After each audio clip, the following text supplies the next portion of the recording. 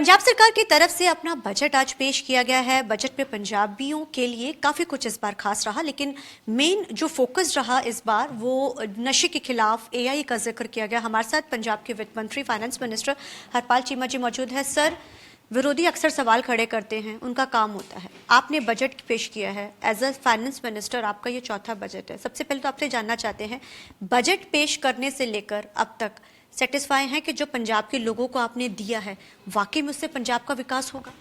बिल्कुल। हम लगातार 3 साल पहले मैंने जितने भी बजट पेश किए उससे एक बदलता पंजाब का जो रोड मैप था वो सामने दिखाई दिया।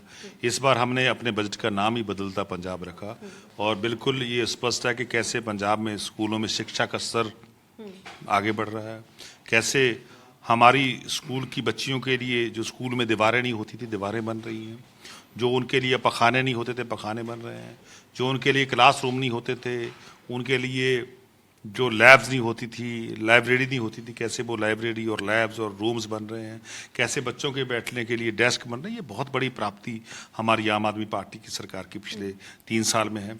कैसे हमने पंजाब में सेहत सेवाओं में बड़े बड़े सुधार किए, कैसे हमने जो मुख्यमंत्री सर्वत बीमा योजना है उसमें सभी लोगों को शामिल करने का फैसला किया, क्योंकि आयुष्मान भारत योजना जो है उसमें सिर्फ और सिर्फ 16 लाख फैमिलियां कवर होती थी पंजाब में, और उसके बाद मुख्यमंत्री सर्वत बीमा योजना थी उसमें सिर्फ 29 लाख फैमिली कवर होती थी। तो लगभग पंजाब में 65 लाख फैमिलीज रहती हैं और हमने फैसला किया सभी फैमिलीज को हम शामिल करेंगे। और दूसरा जो एक कैप लगा हुआ था कि 5 लाख से ज़्यादा पैसे आप इस योजना से खर्च नहीं कर सकते, तो उसको ऐप को हटा दिया गया। अब उसकी सीमा बढ़ा के 10 लाख प्रति जो है फैमिली कर दी गई है। 10 लाख से 10 लाख के अंदर अंदर जितना भी इलाज होगा वो उसमें मुफ्त होगा। ये बहुत बड़ा फैसला है, इससे बहुत लोगों को राहत मिलेगी और ये कैशलेस जो इलाज होगा सो मैं समझता हूँ लगभग पंजाब के सभी लोग, चाहे वो गरीब हो अमीर हो, सभी का इलाज जो इस योजना के तहत होगा।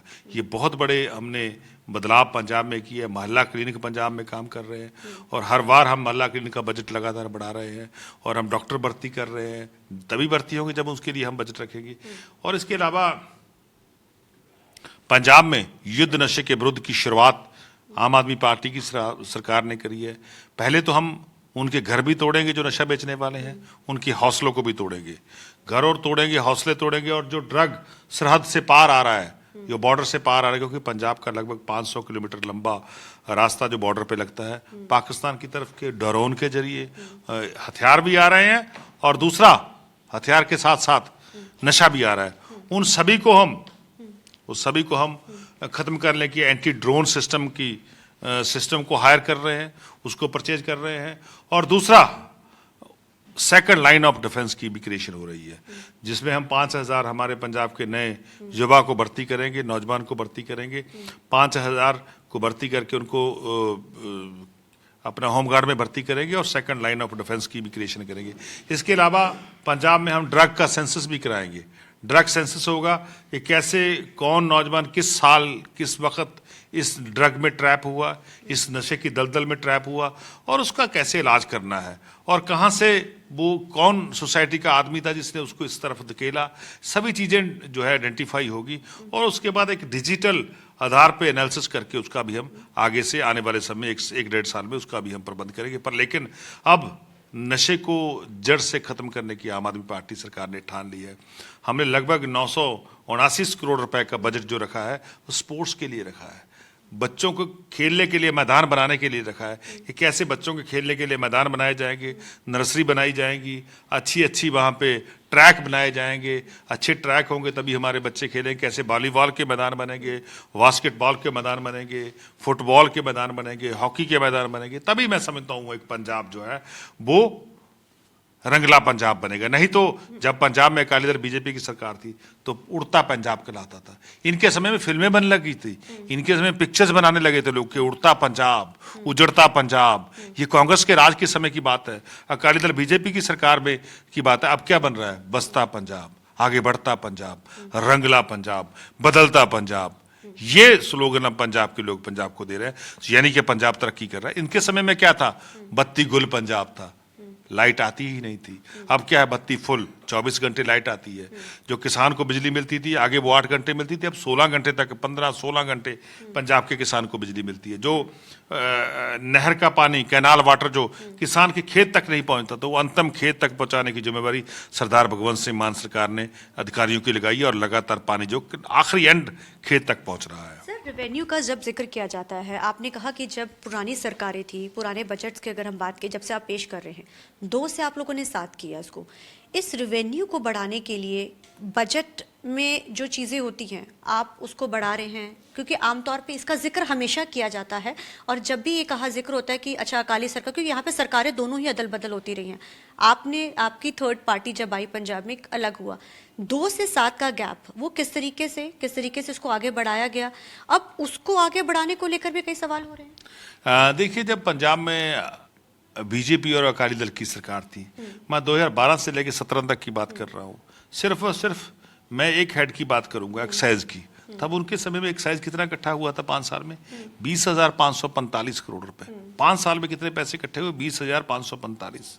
जब कांग्रेस का राज आया 2017 से लेकर 22 तक, कितने पैसे इकट्ठे हुए? 27,395 करोड़ रुपए। जब आम आदमी पार्टी की सरकार आई, एक नेक नीति वाली सरकार आई, एक ईमानदार सरकार आई, तो 2022 से लेकर 25 तक 3 साल में कितने पैसे इकट्ठे हुए? 28,020 करोड़। ये बहुत बड़ा आंकड़ा है। उनके 5 साल, हमारे 3 साल, यही ये इससे पता चलता है कि पंजाब में एक ईमानदार सरकार जो है वो काम कर रही है। इसी तरीके जीएसटी की बात कर ले, 2017 से जीएसटी आया, 17 से लेके 22 तक कांग्रेस की सरकार थी, सिर्फ और सिर्फ 21,286 करोड़ रुपए जो है जीएसटी के कलेक्ट हुए।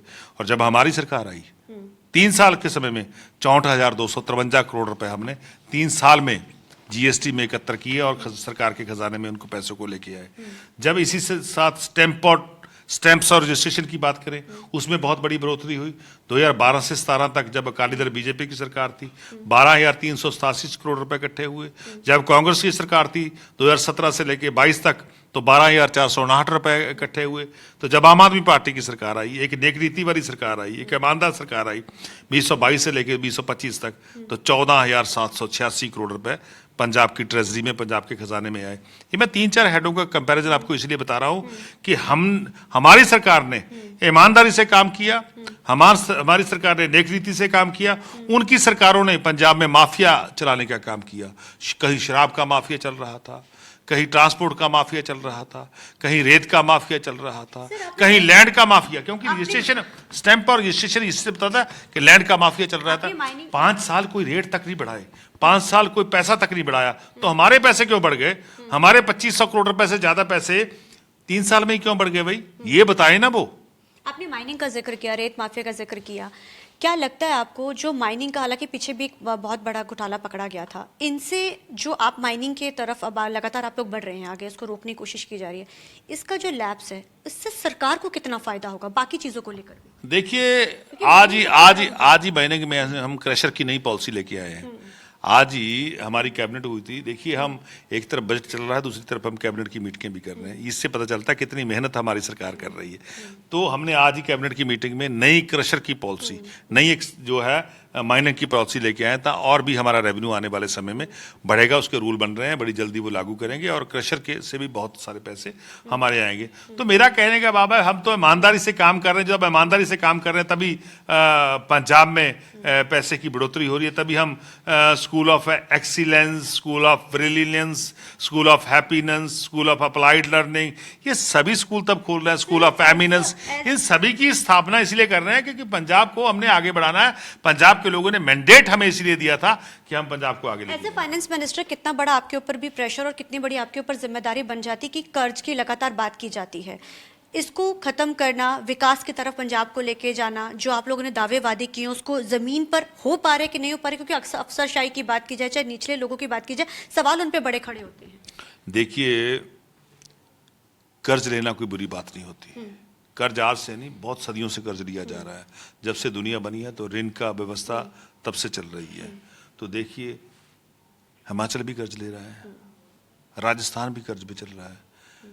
हिमाचल, हरियाणा, तमिलनाडु, केरला, पूरे देश के जितने राज्य हैं वो उनको कर्ज लेना पड़ रहा है। इसमें कोई, मैं समझता हूँ, दूसरी बात नहीं। और तीसरा, सेंटर सरकार है वो भी कर्ज पे चल रही है, यूएसए की सरकार भी कर्ज पे चल रही है। पर लेकिन ये नहीं कि वो अपने जितने उसके पास एसेट है उसका 100% कर्ज ले सके।